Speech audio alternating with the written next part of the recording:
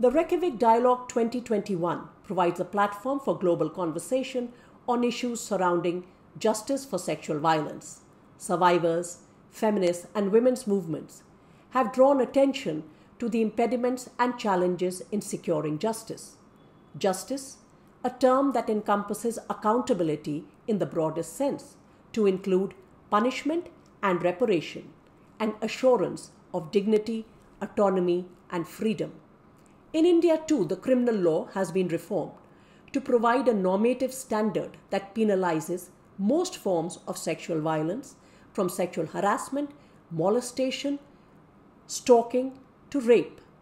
Even as more women and girls end their silence and step forward to seek accountability, the rising graph of gender-based violence highlights the gravity and urgency of the issue, seeking urgent response from state and society. We know that for gender-based violence to diminish, the underlying structural inequality and embedded discrimination needs to be rooted out. In India, traditional social formations follow a regressive patriarchal code, and being male-dominated do not provide a forum for redress for victims of sexual violence. Women therefore turn to the criminal justice system. However, the experience of women here has been a mixed one. The response to a large extent remains contingent on the identity of the victim and the status of the perpetrator, and their location on the axis of caste, class, religion, ethnicity, official position, disability, gender identity continues to shape the responses of the legal processes. The structural vulnerability attached to the survivor influences the legal outcome. Courts are quick to award strict punishment where the woman or girl suffers grievous physical injury at the hands of a stranger in a sexual assault, but extremely hesitant when the complainant is a woman who exercises sexual autonomy.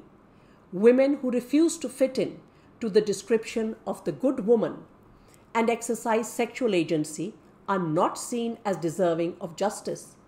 The narrative of false cases, misuse of law, misogyny, and slut-shaming continues to haunt the legal system. The Me Too movement that swept across the globe, including India, has drawn our attention to the severe justice deficit. The burden is on the legal system to remedy these gaps in the law and acknowledge the myriad ways in which power inheres in the perpetrator, compelling women to remain silent about the violation for decades. If the law is to remain relevant, a gendered understanding of the notion of due process will have to be developed. It is also a stark reminder that women's participation and progress in all professions, education, media, politics is hampered by the endemic nature of sexual harassment. Online sexual harassment has acquired a ferocious severity. In India, in a recent episode, young Muslim women who actively express political views dissenting from the dominant Hindutva supremacist narrative were sexually targeted and their photographs auctioned on the internet in order to intimidate and silence them. As more women stand up and speak out, drawing courage from each other, we are also witnessing a pushback and backlash. Slap suits or strategic litigation against public participation in the form of civil and criminal defamation are filed against survivors, activists, feminist lawyers, media, not only to gag them, but to have a chilling effect on all women.